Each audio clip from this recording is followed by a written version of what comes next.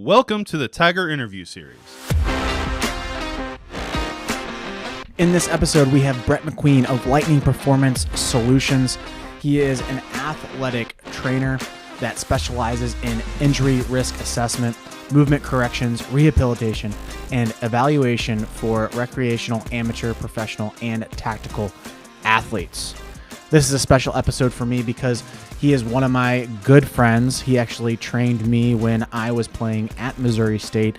He is an unbelievable wealth of knowledge. He's continually always learning and trying to figure out new ways to make his athletes better. I had fun with this one. You guys are going to enjoy this conversation, especially with the summer season ahead of us and injuries being a big factor in that as we start breaking down our bodies. So we talk about nutrition, we talk about athlete health, and then we also talk a little bit about the mental side as well. So enjoy this episode.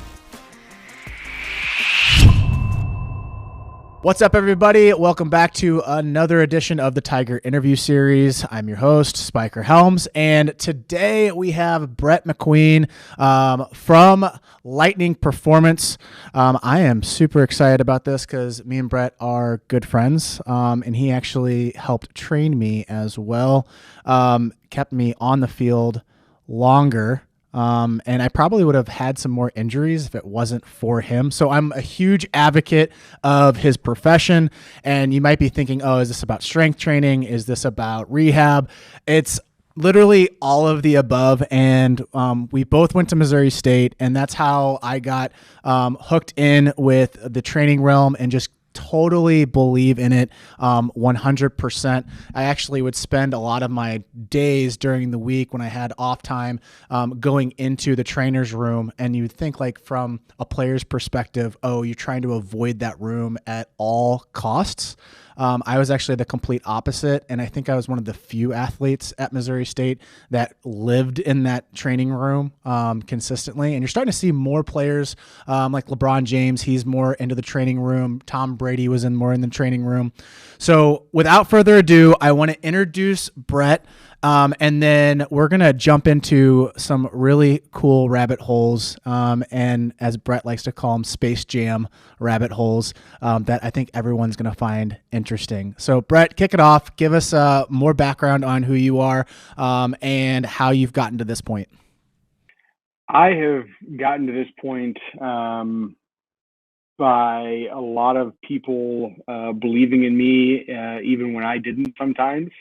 And that's part of what makes the story cool. So Brett McQueen, I own and run Lightning Performance Solutions here in Kansas City. I'll go through all the social media stuff later because I do have all that.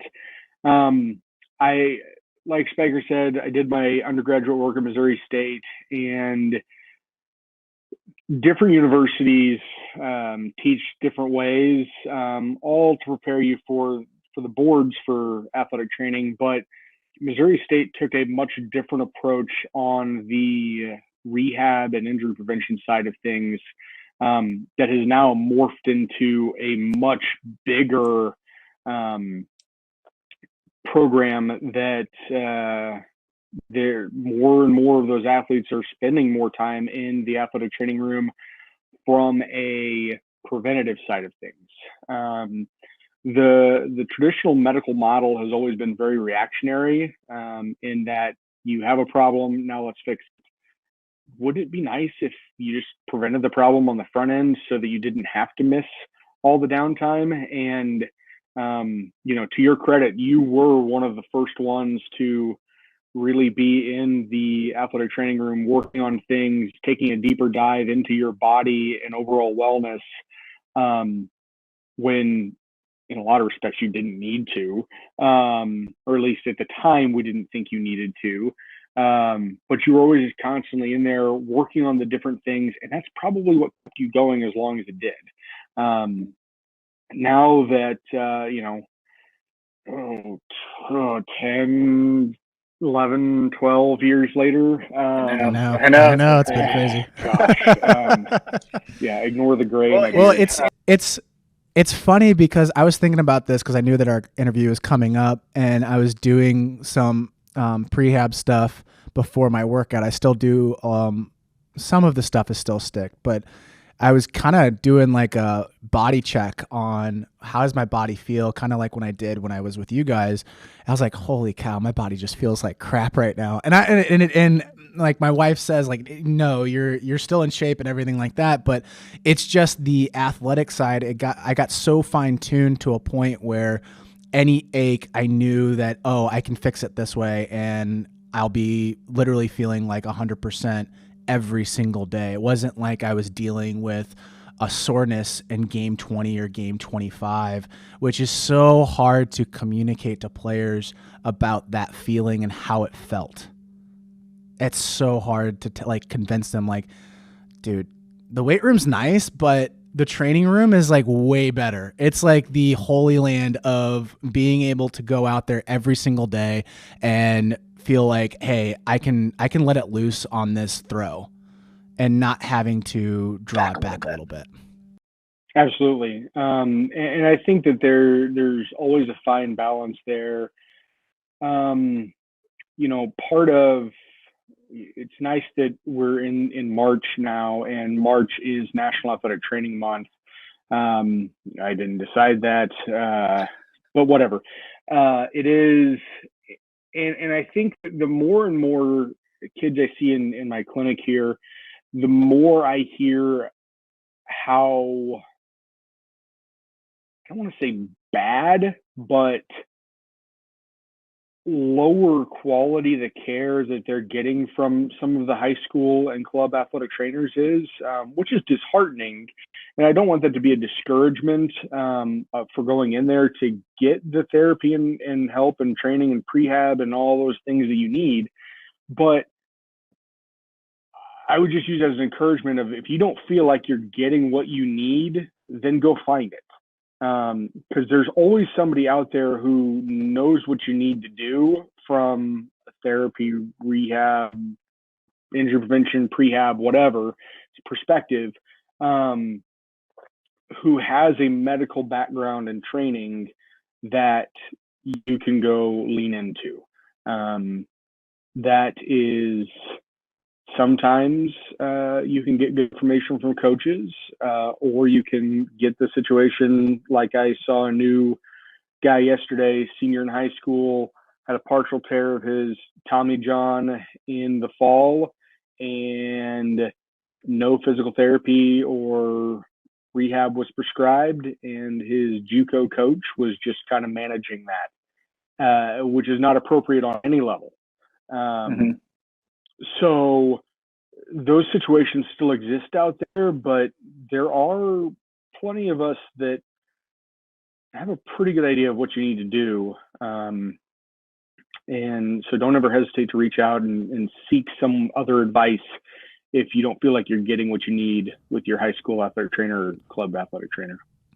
Well, I think it's probably an issue too, is that players don't know what they need before they actually need it. I think that's probably one of the main drivers. And I give the credit to you guys at Missouri State, Jim, you, Mitch, and being able to literally convince me that, hey, there is another way here. And luckily, I think this sounds so messed up. Luckily, I hurt my hamstring my junior year, and I was like, what is this? I've never had an injury, and now I have an injury. And being able to realize, oh, I'm getting at that age where I actually need to work on this stuff. And my strength actually improved more dramatically than it would have been if I just literally just pounded weights in the weight room and just literally grunted it out and try to get every gain I possibly could. But really realizing, like, oh, I got to make sure my body works efficiently first, then I can actually stack on those pounds. Absolutely. Why do you think that players are bad at staying healthy in a season? That's the age-old question and a Space Jam size rabbit hole. It's such a multifaceted problem. We have athletes that use all kinds of different substances out there that range from pre-workouts to the creatines to different proteins. A lot of that industry is so unregulated, even though it says there's something or not something in the container, there is no guarantee on what you're putting in your body. So I think that there's a lot of that's playing havoc on the system that you just don't know about. There's the age-old sleep problem, and teenagers especially would rather stay up playing video games or chatting with a significant other than they would getting good rest and good sleep. There's the pressures at school. There's loss of sleep due to anxiety and rehashing all of the things that they did. Nobody ever goes back and looks at a game and says, wow, I did really, really great today at all these things. Everybody remembers the bad stuff. And,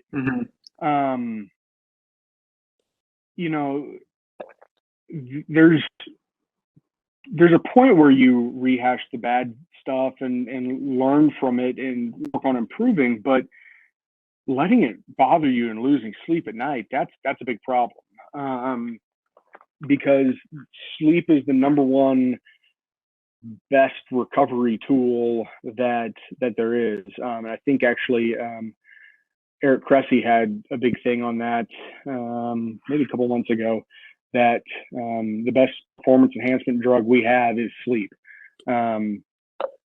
So really getting good quality sleep in.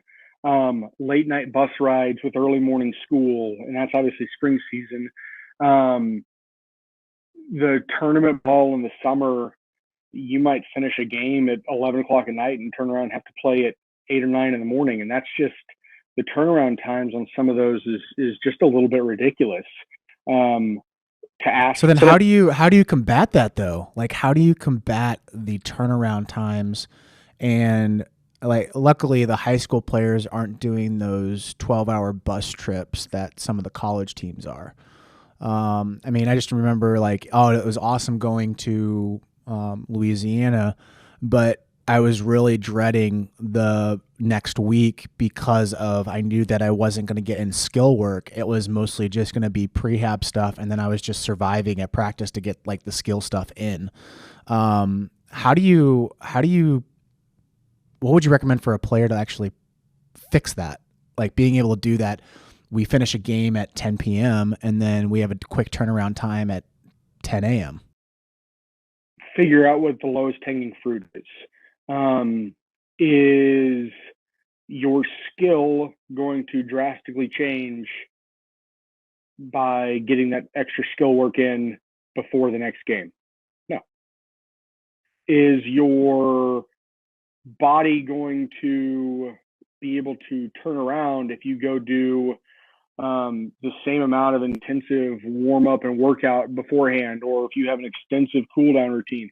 All those things are important, but you have to figure out where the low hanging fruit for you as an athlete is. And a lot of times that's, so you sleep in a little bit longer and don't necessarily take every single skill rep that you normally would. Warm your body up, get everything loose, do the prehabby things that you need to wake everything up, and then go for it. I think that so you'd almost recommend that a coach says like, okay, we finished the game, we won the game, everyone's celebrating, and then we have that quick turnaround time. We're not doing BP the next day. We're show and going. We're going to show up 30 minutes before game time and get our bodies loose and call it good. Mm-hmm. Absolutely. That simple. Which goes against everything that any coach thinks. But at that point, how many hacks have you taken by that point in the season? It's true. How many ground balls you've taken at that point? Yeah. Are you so like when does BP make sense and when does not BP make sense? I think it makes sense if if that's your first day on the field and you're not used to playing on that field, okay, take it, see how the field plays. That's a great opportunity just to get a game scenario play feeling. How does the ball come off the dirt? How does it come off is it turf? Does where's the wind coming from? What's the sun angle going to be at these different points in the day? Just based on the field layout, how much room do I have from third to the fence or first to the fence? Feel those things out. But once you get a good feel for the play, we go through it, especially on like a college series. You go through it then again on Saturday and Sunday, the same routine. Nothing's changed about the field. All you're doing is taking more and more and more hacks, or taking more and more reps. That's not necessarily a bad thing, but does it need to be as extensive as it normally is? I don't think so. So it's almost like having like a hybrid model. So like you have one of your models is like, okay, we're going to do a full BP. We're going to do this, this, this, and this. Our hybrid model is like, you're taking one round and one round only, and that's it. You're just getting your eyesight locked in, and then we're rolling. Absolutely. That's a very interesting concept, because like not many coaches want to do that because they want to stick with their routine. They're not really thinking about the body. They're thinking about like, okay, we just got to stick with our routine and we're going to win ball games, rather than like game 30, every dude out there is just completely exhausted and they don't know why they're exhausted. Because I mean, an athlete, you have to be very self-aware as an athlete to really know that, like very self-aware. Because I haven't really understood my body until like now. Like really, really understood it. Like, oh, this is what makes sense, which would make sense because like LeBron James has talked about that, where if I do this, I get this. If I do this move, I feel this way. Where probably when he was like 18 years old, he's like, oh, just give me the ball and I'm going to go dunk it. Absolutely. And I think that there's a time and a place for everything, but especially the further you get into the season and that long season grind is just, you got 4, 5, 8 games in a week. Why are you doing the extra stuff? It's not warming you up, it's wearing you down. So then I guess that leads us into this question is like, what is the most frequent injury that you're going to see if you just keep playing that same routine out? I guess from a baseball perspective and softball perspective, what do you see break down first for athletes? Is it their arms? Is it their hip flexors? Is it? Well, so I think arm injuries are always a product of something else. When the physics finds the path of least resistance and the force just blows out somewhere. Most, I would say all UCL injuries and shoulder labrum injuries outside of a collision are overstress injuries. I won't even say overuse injuries, because you've got, you can't tell me that the guys like Nolan Ryan who would throw and throw and throw and throw and throw and throw and throw and never really had a problem. You can't tell me that the body isn't designed to use something a lot, and maybe they're just freaks, who knows? But it's weird that we see some people who throw a ton and they never have a problem, and we have some that throw very little and all of a sudden there's a problem. So I think it becomes an overstress problem, and it's an overphysics problem. A lot of times it's in the landing mechanics, and far too often everybody's concerned about arm care, and that's probably the most annoying question I get is, what do I do for arm care? Nothing for your arm, or almost nothing for your arm. Focus on the core stability and leg power, stability, deceleration, all that. If we look at the ankles and hips and say, okay, these are your power producers and your landing mechanism, well, there's not much point in driving your car down the road with the shock absorbers welded stiff. So why wouldn't you work on the shock absorption and landing mechanics for throwing. It's typically where the shoulder and elbow blow up. Is So right there's at that almost release point, and the physics goes out through the weakest point. So you're saying the inefficiencies are going to be in your core and your legs. So if your core and your legs are pretty much no good, you're more than likely going to have some type of injury that's going to show up. Absolutely. So like you're telling a lot of athletes to get six packs? No, absolutely not. Avoid them. Avoid six packs? Avoid six packs of all kinds. It doesn't help you. So explain that, because probably someone on the other line, I'm thinking in my head right now, it's like, why? But that means that you have a strong core, right? If you have a six pack of abs. Oh no. The abs are only one part of the core. Let me grab my, I've had this same can of Coca-Cola here, for, I don't know, it expired in 2017. Never been opened, whatever. All right. So if you think of the core like a can, the top of the can is the diaphragm, the bottom is the pelvic floor, and everything around are the walls. If we think about the six pack, that's essentially just that nutrition label. Okay. That just tells us how well you eat, how hard you train the abs, all that stuff. But it really doesn't keep the contents stable of the can. So this unopened can, if I were to ask you to step on it and stand on it, would it hold your weight? Absolutely. There's so much pressure in here that you could stand on it and it would hold you up. But if I pop that top just a little bit to where we just barely hear a little sizzle, and don't even can't pour liquid out of it, but there's a little bit of air released, as soon as you stand on that, it's going to crush. The core is the same way. The whole thing matters. And when we start looking at glute drive inefficiency in athletes and poor lat engagement, the lats and glutes couple very well on the posterior side from a power production and deceleration perspective. The neurologic principle of autogenic inhibition. Now, I hope everybody's paying attention. There's a quiz later. That is a really large word, Brett. Autogenic inhibition tells us that if one side's turned on, the other side can't turn on. It's very simple. So if the front side, like the abs and hip flexors, are super, super, super turned on, then what's opposite of that can't turn on very efficiently? The glutes and lats. Yeah. And those are the big decelerators and power producers for all. Because your lat runs all the way down to near to your hip, and then runs all the way up to your shoulder blade. Glute through the thoracolumbar fascia. Yeah, they're all connected.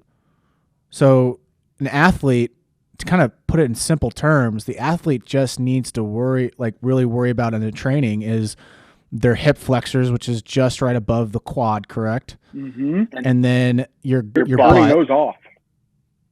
Turning those off. You don't want those on. Nope. So but you don't want to train them. Okay. So you're training lifts and butterfly kicks and all that core work. All that is irritating the hip flexors, which is going to inhibit the glutes. Because you want your glute to fire. Big time. Your glutes are your greatest asset. So back squats, are you doing some are we doing all back squats?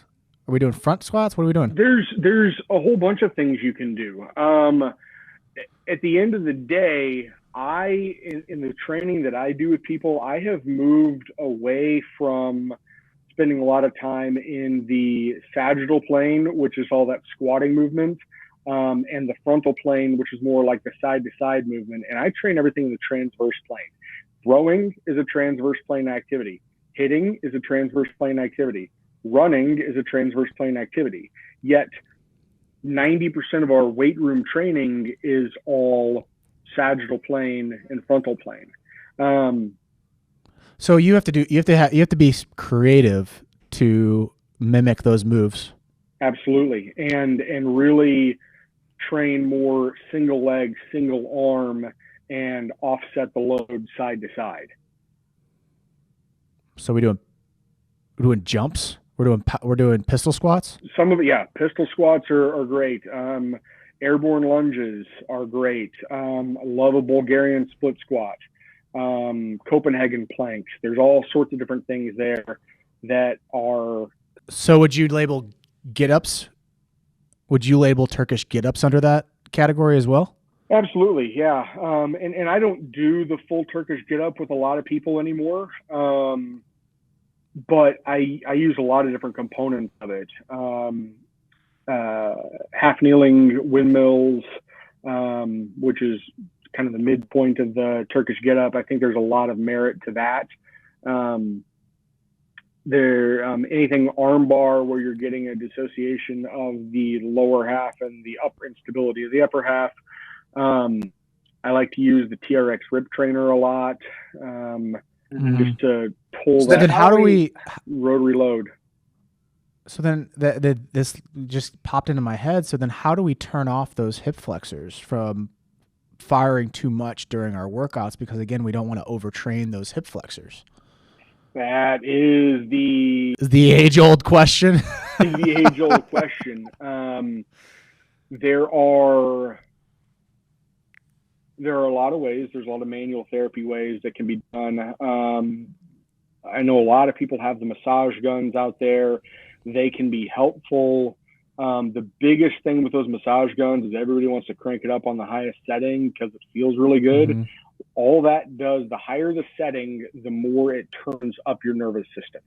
So if we're trying to get the muscle to relax, we don't want to turn it up. We want to turn it down. So using those on the lowest settings is incredibly helpful. Getting some hard pressure in there. Like sometimes I'll have people like lay on a kettlebell handle and flex and extend their knee with the kettlebell kind of in their lower gut. That helps kind of massage that hip flexor out. The best way that I do it is with dry needling, which you have to go to somebody who knows what they're doing for that. Every throwing athlete I have that comes in here, pretty much regardless of what their complaint is going to get the anterior hip needled so that we can calm everything down and really kick on the back side. I'm kind of thinking this through from a high school athlete standpoint because there's going to be a lot of guys traveling this summer, and I know sitting in a car is going to more than likely tighten those puppies up. What's your recommendation? Sitting in the car, sitting in school, sitting in the video game chair, sitting is your worst enemy on the hip flexors.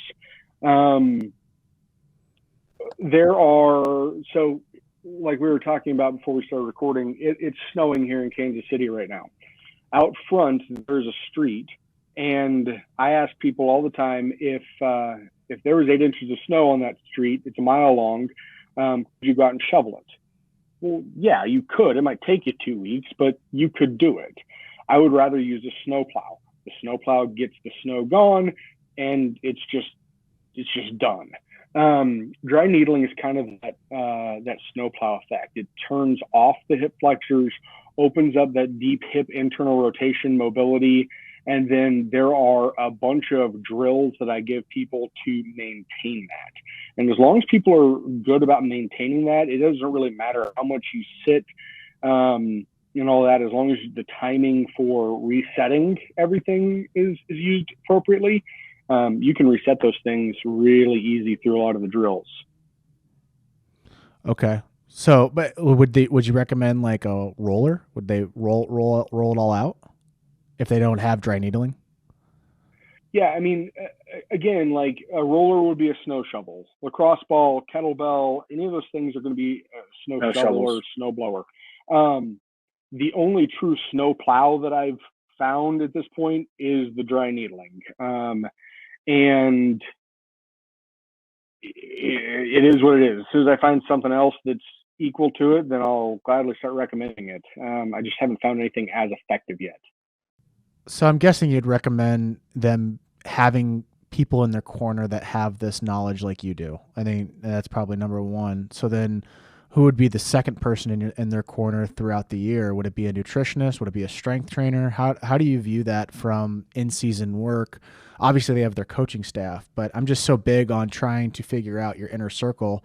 And with Missouri State, it was pretty simple. It was laid out for us, and you guys have a really good program. So it's like, who should these high school athletes go to during in season? I would argue that Yogi Berra said it best. Baseball was 90% mental, the other half is physical.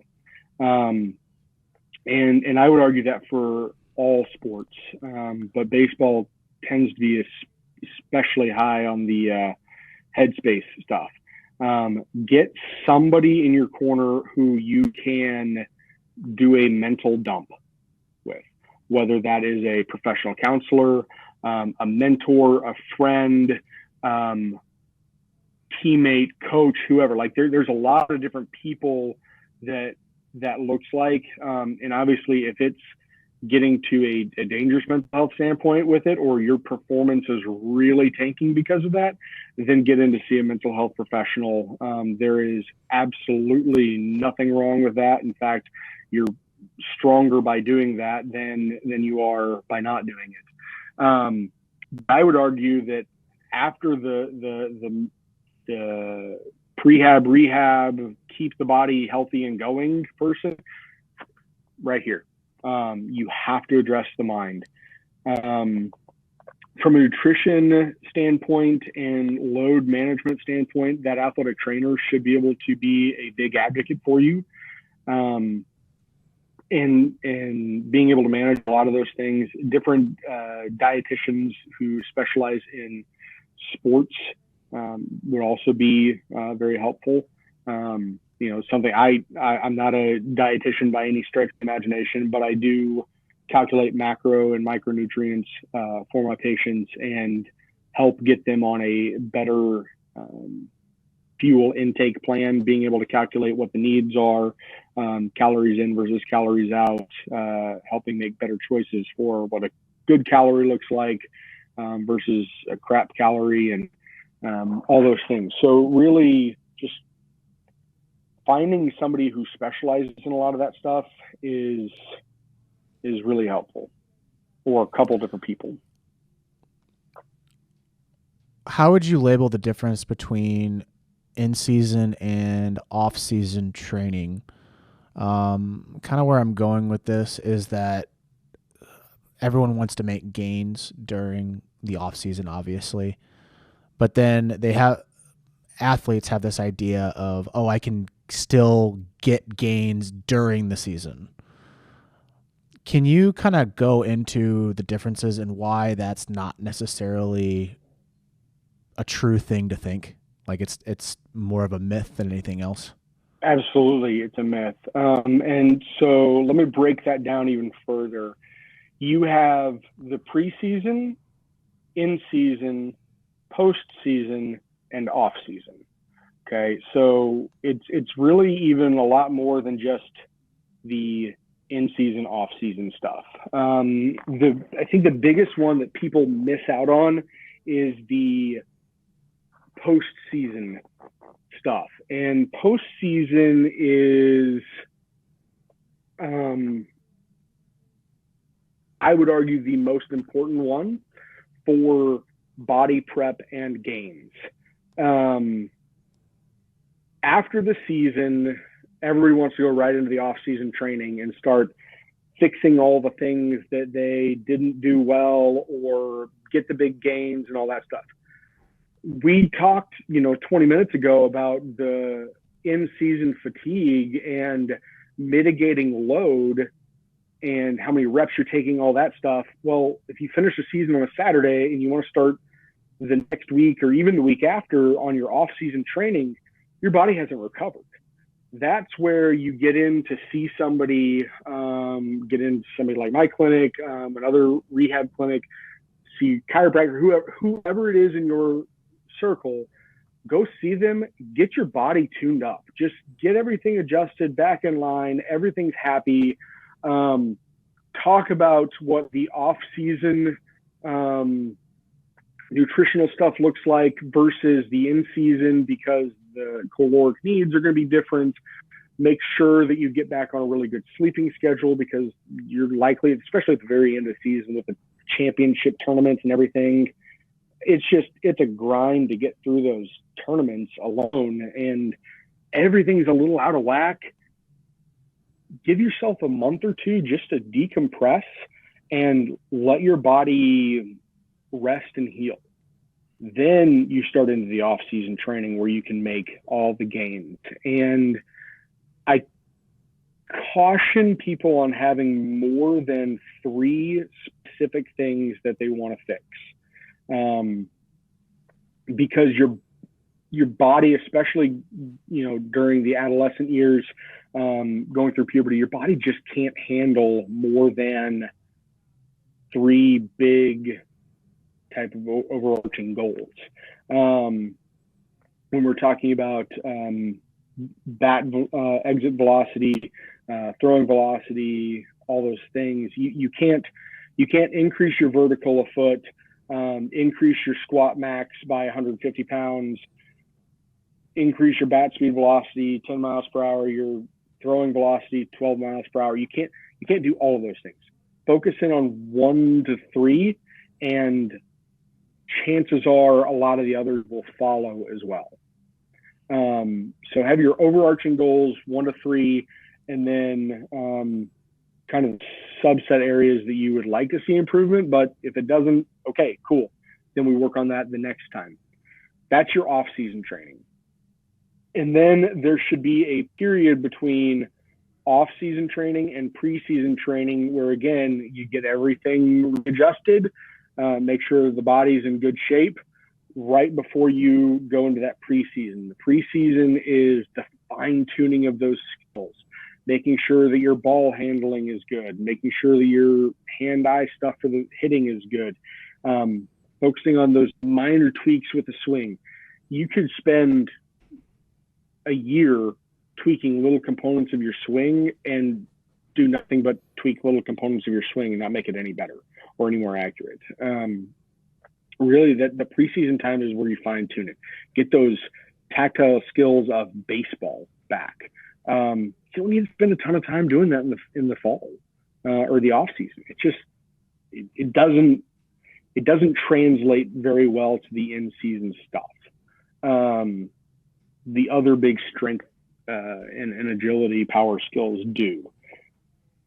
So transition that preseason right into the in-season. Now we're at a load management standpoint, and really you're not trying to make any gains.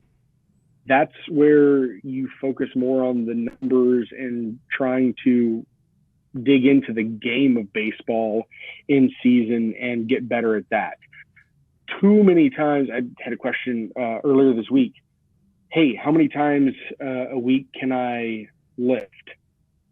Okay, well, you're in season for high school ball, and then we're going to go right into club season. Well, I would say that no more than 4 workouts a week.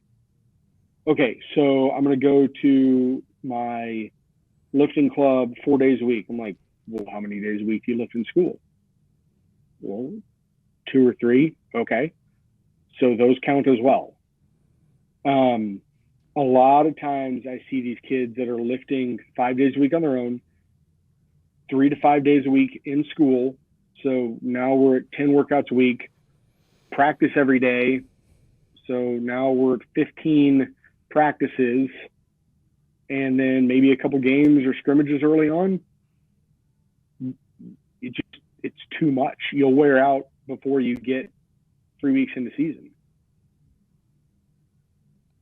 Your body's just going to be completely toasted at that point, and you're not recovering.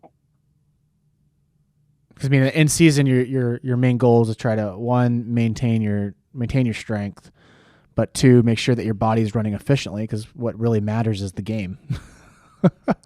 Sometimes we lose aspect of that as a player, is that like, oh, we think if we just work out, the games will kind of fall in line. But it's more of you have to view it as kind of like a football player. Football player has that they play once a week. They recover on Saturday and Sunday. They'll do some light lifting, some light work, and then they'll be back onto the field, and then they might put in one more workout after that, and then that's about it. Yep. And the percentages of those workouts are relatively low. Off seasons where you're getting up in that 85-90% of one rep max. In season, you're doing light reps. You're not doing light reps. You're doing lightweight, large reps, making sure that your body's moving efficiently. Yep. We talked briefly on it, like with the in season, but how would you structure out a high school player if someone came to you and be like, Brett, I'm gonna give you all reins here. You have my 8 weeks, and I need you to give me a solid structure for the 8-week travel season. I travel 4 times and I play 4 times at home. How would I set myself up? There's probably 50 more variables that I need. This is why our conversations go so long, because I just want a simple answer, and then you always give me those 50 variables, which is right. It's true. There is no simple answer, and that's where people run into the problems. Is they want the simple answer, and trust me, I wish I could give you just the simple answer. And if there was a simple answer, I'd probably be a millionaire right now selling it to people. But the simple answer is it depends. If you have to take into consideration number of practices, number of games, sleep schedule, lifting schedule. So like one of the big things in season with high school kids, particularly during the high school season, is we can't mess with their days of weights at school. Got to participate, got to get the grade, right? So, and a lot of times those weights programs are run by football coaches that if it's not football, it doesn't exist in the world. And don't get me wrong, I love football and football players and football coaches, but it's not real conducive for a lot of the baseball kids. So if you've got a schedule where you're lifting 5 days a week, you don't need to be doing anything extra. Go to practice, go to your games. You don't need extra training. If you're on a block schedule where, 1 week you lift twice, 1 week you lift 3 times, then picking up an extra one in there to really hone in on some of the rotary stability stuff is totally appropriate.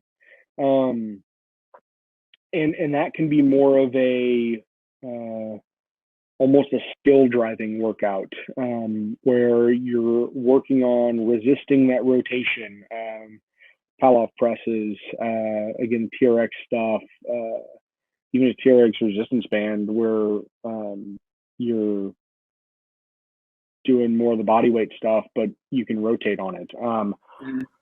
All that stuff is going to be very helpful for maintaining the mobility, maintaining the stability, and driving that rotary control. But again, it just depends. As far as like if you're looking at the summer, are you a summer ball player that also plays football? Do you have to go to football weights as well? Are you at practice and games on evenings all week, and then you've got football workouts at 6 a.m.? Or then do you have your basketball team over the summer where they're allowed 20 to 40 hours of training? I get kids that do football workouts, basketball or wrestling workouts, play baseball, and work a job. And guess when they always get hurt? Midseason. Middle of July. Like probably in that last 3 to 4 weeks, right? Maybe that last stretch. Pretty much. Last year, I told 4 or 5 kids and families, like, okay, well, you're going to get injured between July 8th and July 22nd. And they're like, What? No, you can't. Yep, they did. You put that curse on us. No, I didn't. I just know how your body's going to break down over time, and you're not doing anything about it, other than just doing all the things. So, it's almost like you're a ticking time bomb. You don't realize you're a ticking time bomb. yep. And I'm a huge proponent of being a multi-sport athlete. But when you're in season for one, you need to be in season for one. Yeah, but then then people are I can already hear it in my head. Like, well, socially, I can't do that because I have to be there if I want to play. And I totally get that. Yeah, but then I always think to myself, I was like, yeah, but if you're good enough, that coach is going to play you no matter what. He's not going to be a dummy. Right. Absolutely. Well, to an extent. Not to dog on coaches, but I have seen that go the opposite way a lot of times. Yeah. So, yeah, it's managing that schedule. You can't be up out late. What's like some key tips? Like I guess that's where I really want to go with this. Is like what are like a good few key tips that they can literally plug in their head and keep on thinking about as they go through their season? Recovery. Anything you can do to recover is your best bet.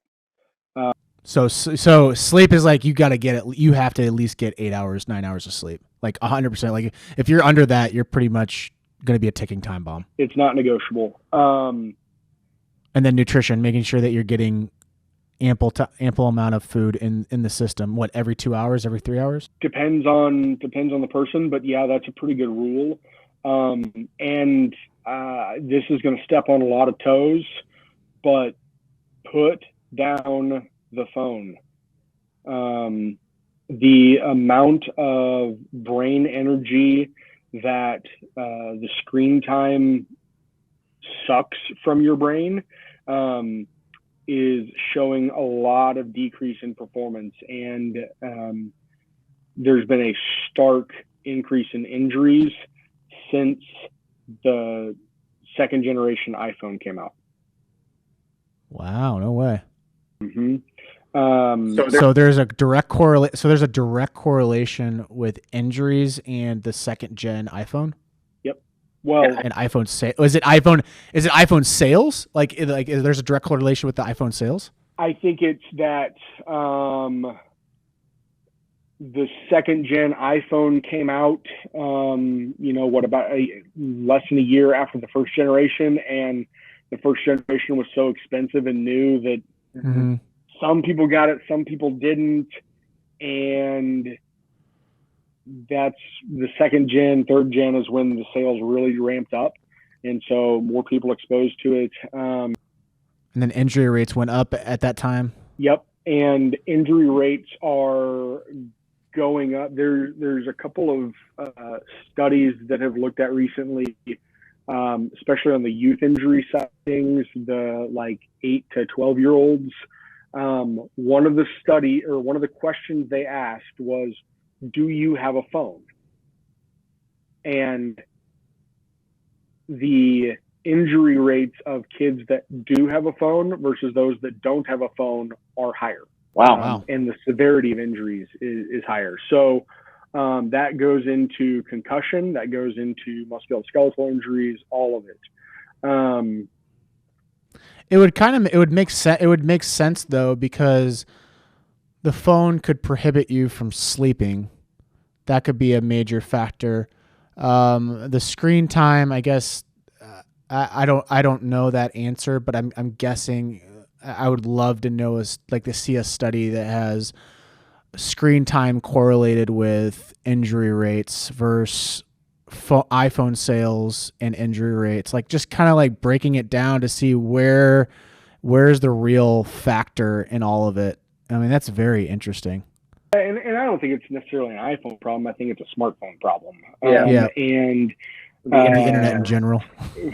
Yeah, we won't even go down that rabbit hole. One of the big factors is when you look at the different light spectrums that we can see, visible light spectrums, blue light tends to be a really noxious stimulant for the brain, which is why you saw a couple years ago the blue light blockers become really popular.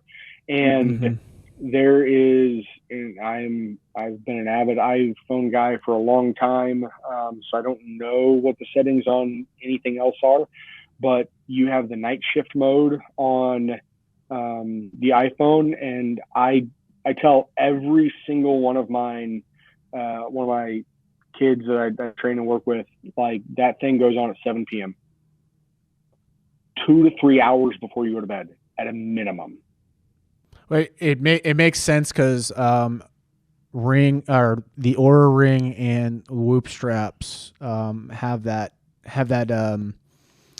percentage breakdown, and making sure that you close all that stuff down 1 to 2 to 3 hours before bedtime.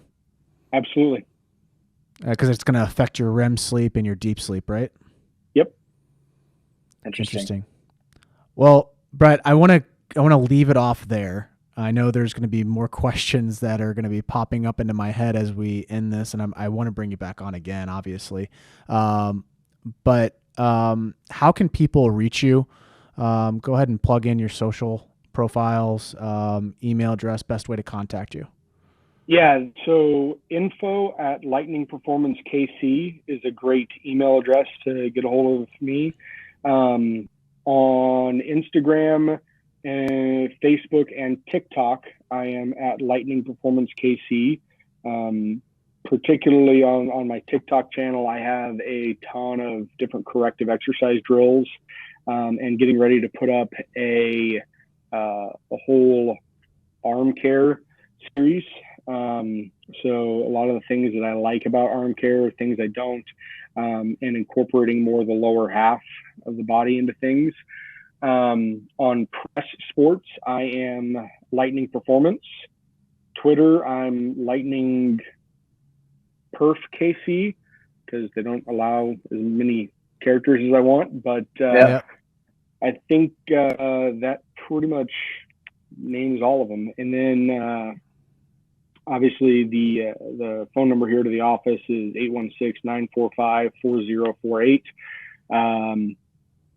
That's probably the most challenging way to get a hold of me, because I'm pretty much seeing patients sun up to after sundown every day. So one of the socials or email is the best way for sure. Cool. Well, thank you so much for coming on, guys. I'll put all those links down in the show notes. If you guys have any questions, make sure you send him an email or slide into his DMs. Thanks.